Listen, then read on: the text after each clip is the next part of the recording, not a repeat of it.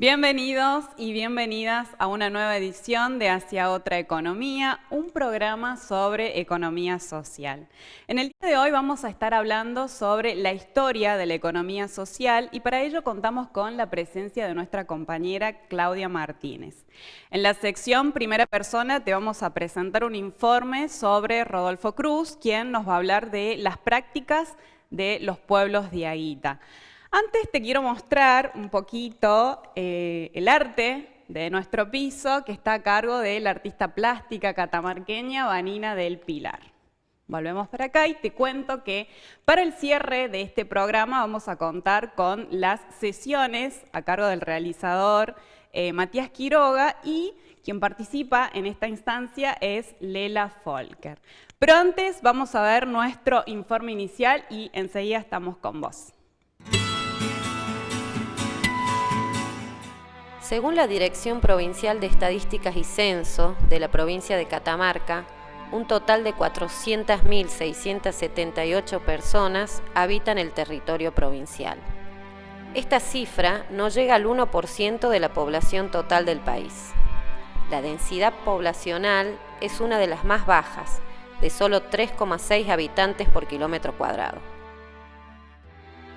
Sin embargo, hace apenas algunos siglos, la región del noroeste argentino fue el escenario de mayor concentración demográfica, basada en una economía agropastoril y artesanal articulada a una cultura incaica. La conquista y colonización hispánica significó el derrumbe del complejo sistema económico y político de las comunidades y pueblos originarios de la región. El proceso de relegamiento continuó bajo la conformación del patrón primario exportador durante la Organización del Comercio Mundial bajo la hegemonía británica y luego durante la etapa de industrialización sustitutiva en la que la región participó fundamentalmente como expulsora de su fuerza de trabajo hacia los grandes conglomerados industriales. En el marco de este proceso, Catamarca fue conformándose como una de las provincias más pobres del país, con una posición periférica al desarrollo industrial nacional y una estructura productiva insuficiente, lo que ha provocado la crónica expulsión de su población. Esta estructura productiva acusa un pronunciado sobredimensionamiento del sector servicios y una estructural dependencia del conjunto de la economía del sector público. En las últimas décadas, los sucesivos gobiernos provinciales han intentado promover nuevas estrategias de desarrollo, siempre basadas en el modelo extractivo. Estas estrategias contradicen toda posibilidad de un desarrollo sostenible, ya que se trata principalmente de actividades completamente desarticuladas de la estructura productiva provincial, sin encadenamientos hacia adelante ni hacia atrás y con enormes impactos socioambientales, ya que se basan exclusivamente en la explotación de los recursos naturales y no tienen incidencia sobre el nivel general de actividad ni del empleo.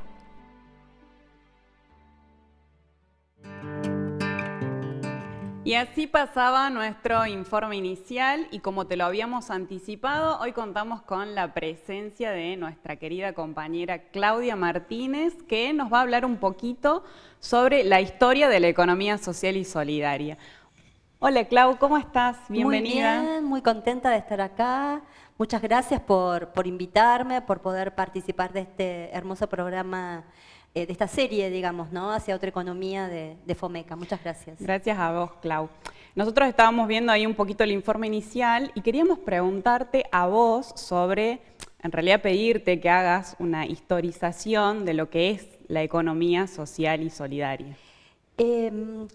Escuchaba y estaba muy interesante, me pareció muy interesante el informe inicial, sobre todo porque focaliza la información en nuestra provincia. A veces se hacen programas que no tienen esos datos y la verdad que es como muy novedoso poder encontrar un programa de la economía social que vaya historizando la construcción de la economía social en la provincia de Catamarca. Y en realidad podemos decir que la historia, o sea, la economía social y solidaria tiene una historia de siglos, ¿no? O sea, siempre ha estado la construcción, o sea, las iniciativas de construcción de otras formas de producir, de otras formas de consumir, han estado siempre vinculados con etapas de conflictos históricos, digamos, en la humanidad. La economía social como la concebimos hoy, la economía social y solidaria, economía popular y solidaria, hay como distintas versiones que también han sido abordadas en esta serie de programas hacia otra economía, abreva como en 3 espacios bien interesantes. Uno de esos espacios que dan origen o que son parte de la construcción histórica de la economía social y solidaria tiene que ver con los sistemas económicos de las comunidades de pueblos originarios y comunidades campesinas. La totalidad de las prácticas de las comunidades originarias, de pueblos originarios y todo el sistema económico campesino indudablemente está en el origen y en el origen histórico, digamos, cuando pensamos la economía social y solidaria tal cual la concebimos en este siglo. Otro espacio que es sumamente importante, digamos, en el proceso de historización, tiene que ver con ese movimiento social que ha sido el movimiento social cooperativo, el mutualismo, digamos, en sus distintas etapas, digamos, ¿no? Desde su origen, muy vinculado, digamos, a las luchas obreras, a la lucha de los trabajadores, hasta, digamos, tal cual lo concebimos en nuestros últimos siglos, en el siglo pasado y en este siglo, también muy vinculado, digamos, a las construcciones más de prácticas económicas solidarias, cooperativas. Las mutuales siempre y las cooperativas han estado referidas a la resolución de las necesidades más importantes, digamos, de los trabajadores.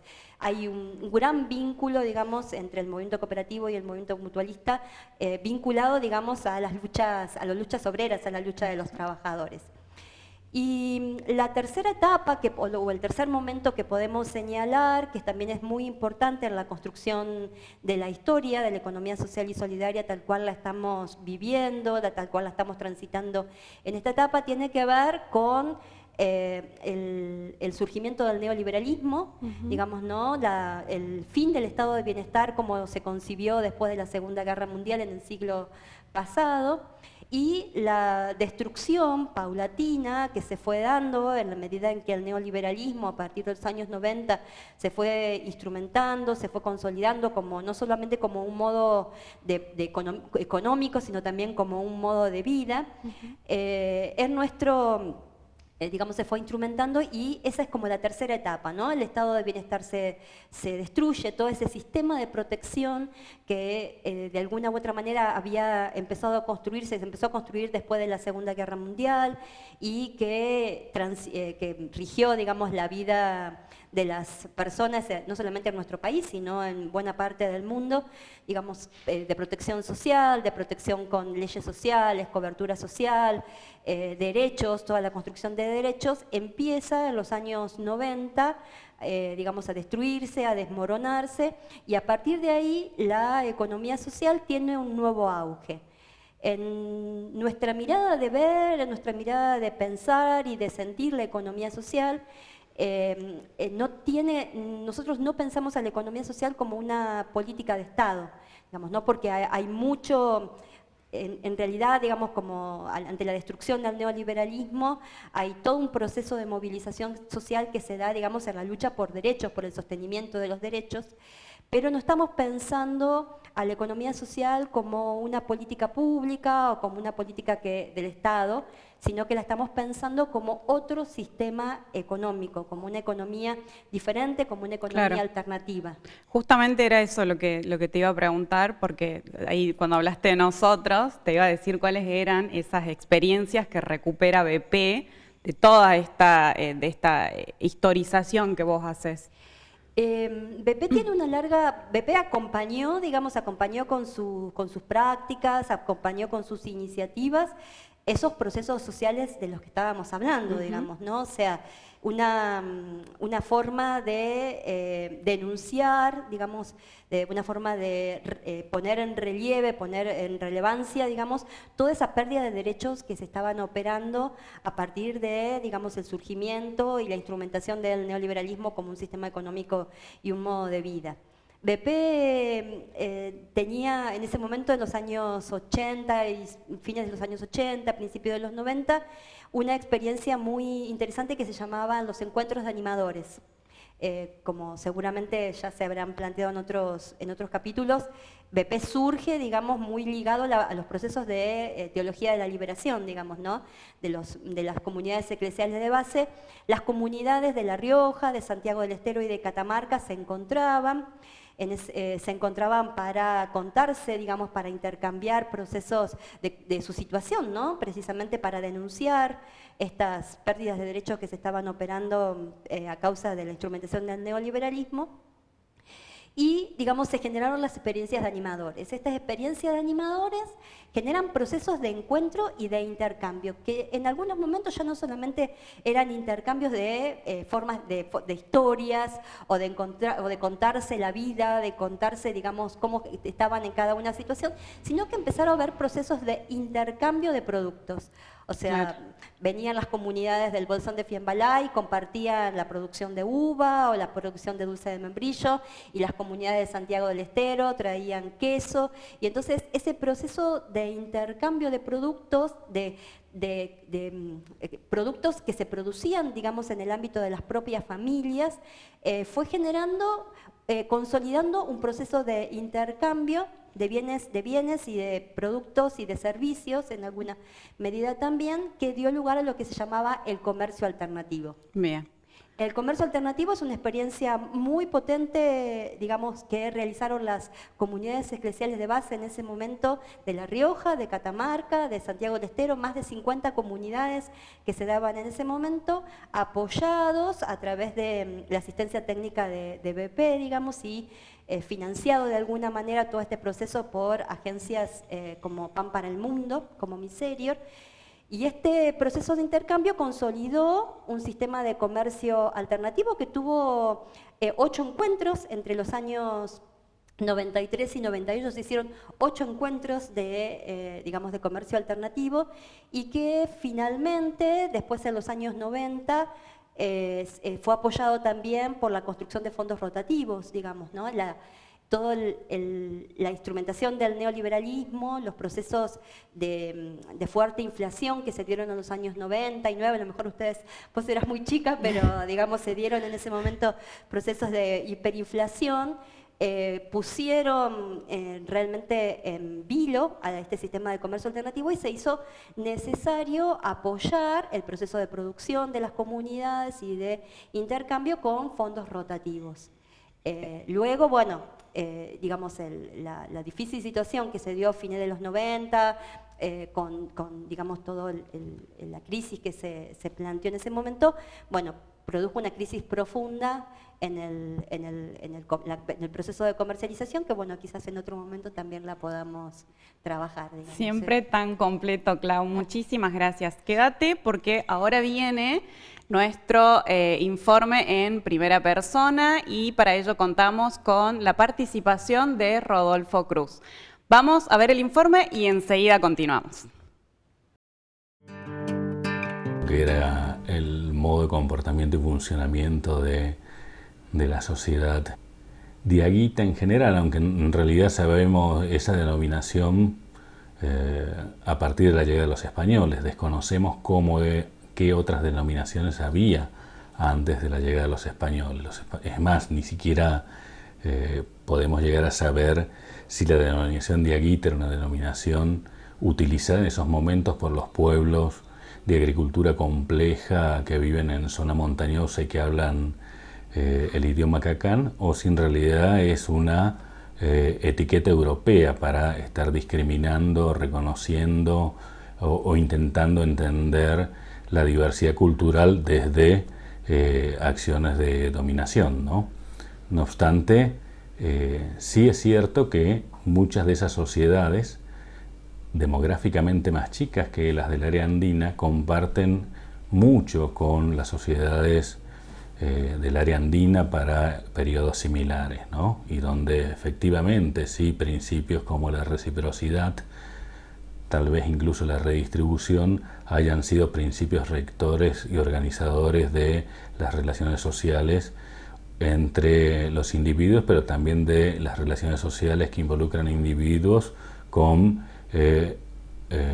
los recursos, que en realidad estaban integrados. O sea, esa división de sociedad-naturaleza probablemente comienza a aparecer con la llegada de los conquistadores europeos, más no anteriormente, donde en realidad no había conceptos para estar discriminando sociedad-naturaleza, sino en realidad se la pensaba y se la gozaba de una manera diferente. Por ahí, para poder entender cómo se organizaban estas sociedades en términos de producción, distribución y consumo de bienes y servicios, es interesante prestarle atención a algo que hoy en realidad no podemos dejar de mirar, lo que es el mercado. O sea, el mercado hoy organiza vidas, circulaciones, distribuciones, consumos, incluso nos llega a dominar en términos de la producción de nuestros gustos, de nuestros consumos, e incluso nos llega a dominar en términos, nos llega a dominar porque es una estrategia también de dominación. O sea, la intención es convertirnos en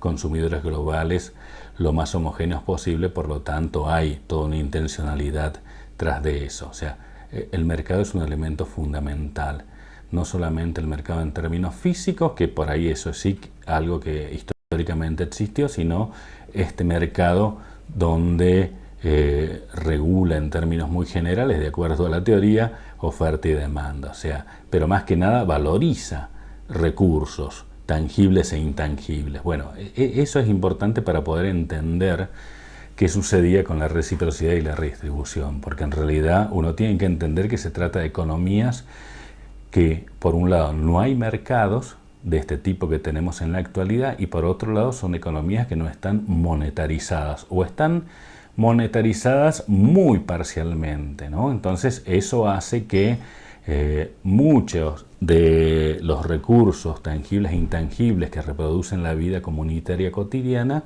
se resuelven a partir de otras economías. Hoy las llamaríamos economías alternativas, en aquellos tiempos eran la economía dominante. O sea, si yo quiero participar, si yo quiero obtener determinados recursos, por ejemplo, alimentos, con el solo hecho de participar de relaciones sociales, parentales o comunitarias o familiares amplias, me permite el acceso, aunque no participe completamente en todo el ciclo productivo, porque sería imposible hacerlo. O sea, el hecho de participar en una partecita del ciclo productivo de algún cultivo, de algún ganado o de alguna actividad productiva es la que me garantiza el acceso, aunque en ese ciclo o en esa etapita yo no logre producir el producto concreto. ¿Está bien? Eso se va a producir a lo largo de la participación en varias etapas que tiene cada uno de estos. Pero bueno, eso es lo que garantizaba a mucha gente el acceso a bienes y servicios. Porque bueno, si uno piensa en reciprocidad, si bien en realidad es una relación social de producción, no tenemos que desconocer eso, no obstante, la reciprocidad lo que permite es justamente el intercambio normativizado, por supuesto, de bienes y servicios en una economía donde el dinero no está regulando eso, sino que lo está regulando distancias sociales, distancias parentales, distancias que tienen que ver también con la jerarquía social dentro de cada uno de estos unidades sociopolíticas o naciones, como les llamaban los europeos. Entonces, bueno, eso explica en buena medida cómo se regulaba el acceso de las personas a bienes y servicios fundamentales para la reproducción de la vida.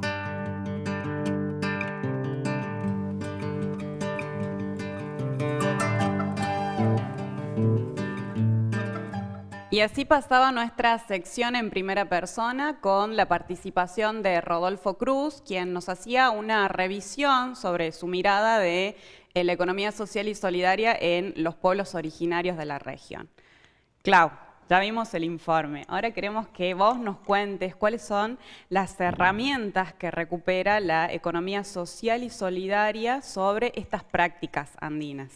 Lo que vendría bien aclarar desde el inicio es que esto que nosotros estamos construyendo hoy, digamos, es una economía popular, digamos, y solidaria, digamos, o sea, es una economía popular que surge, digamos, de las dinámicas informales de la economía en construcción. O sea, nosotros hoy no estamos transitando todavía la economía social y solidaria tal cual la definimos, digamos, más teóricamente. Estamos en una economía popular, solidaria, digamos, en vía de construcción de una economía social y solidaria. Entonces, hay muchísimas herramientas, tal cual lo informaba, tal cual nos contaba Rodolfo en el informe en primera persona que nos estuvo dando, que son tomadas actualmente, digamos, y que además de las cuales podemos echar mano, digamos, y consolidarlas, y que son parte de esa economía social y solidaria en construcción.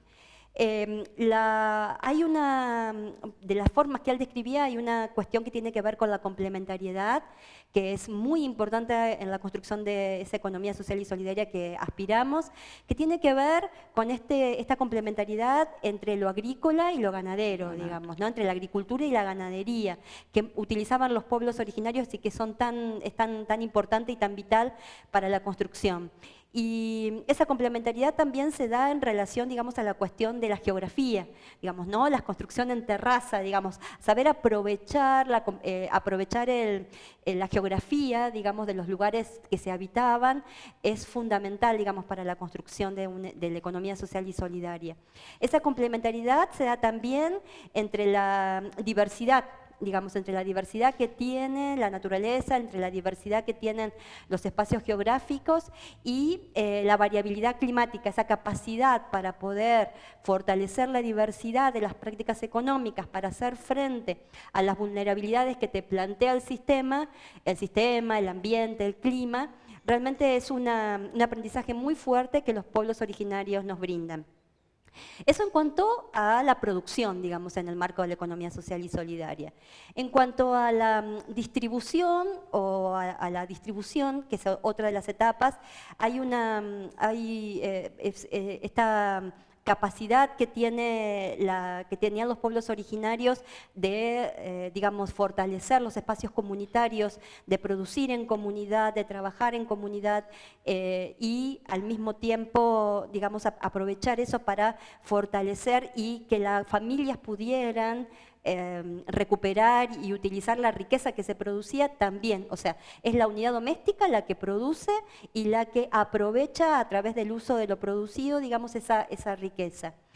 El vínculo con la tierra como madre, la tierra como Pachamama, el uso colectivo de la tierra, la producción colectiva que se realiza en los espacios de la tierra, la madre tierra como criadora, como nuestra criadora y nosotros, digamos, como criadores también de la madre, devolviéndole, digamos, lo que la madre nos da, es otro eje sumamente importante, otra herramienta que podemos adoptar de los pueblos originarios. Esa reciprocidad, ¿no? La reciprocidad de la cual hacía mención Rodolfo, ese trabajo mancomunado, la ayuda mutua, la colaboración, digamos, es también sumamente importante. Y para cerrar, me gustaría plantear, digamos, también que hay toda una cuestión que tiene que ver con vinculada a la reciprocidad, pero también planteado con esta cuestión de la producción para el bien común, digamos, en la cuestión de que se presta un servicio, digamos, ¿no? O sea, esta práctica que realizaban los pueblos originarios, donde la asunción de las responsabilidades era un servicio, también es muy importante porque el trabajo organizativo en la economía social y solidaria es realmente un elemento fundamental. Bueno, Clau, muchísimas gracias. Como siempre, un placer que estés con nosotros y que nos cuentes todo esto que tenés en vos, que siempre está bueno escucharlo. Muchas gracias a ustedes por estar. haberme invitado. Muchas gracias. Y a vos también te decimos muchas gracias por acompañarnos en este nuevo programa. Y para el cierre, como te lo habíamos propuesto, están las sesiones de Matías Quiroga y esta vez cuenta con la participación de Lela Folker. Hasta el próximo programa. Dame un poquito más de vos, que ya no duermo. Y aunque antes de que salga el sol yo escucho tu voz, no puedo evitar desear aún más. Pues con tus ojos llenos de montañas leyéndome y yo imaginando dónde van tus pasos, cantándote. Y aunque estés lejos puedo ver el sol dándote en la cara con tu camisa a rayas y yo aquí intentando una canción.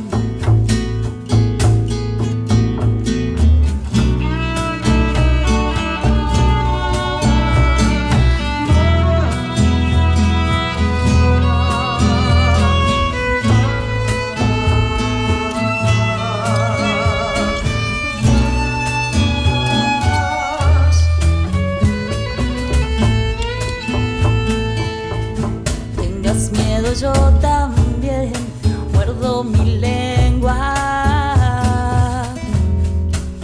pero cualquier día de estos explotará y yo no podré ocultar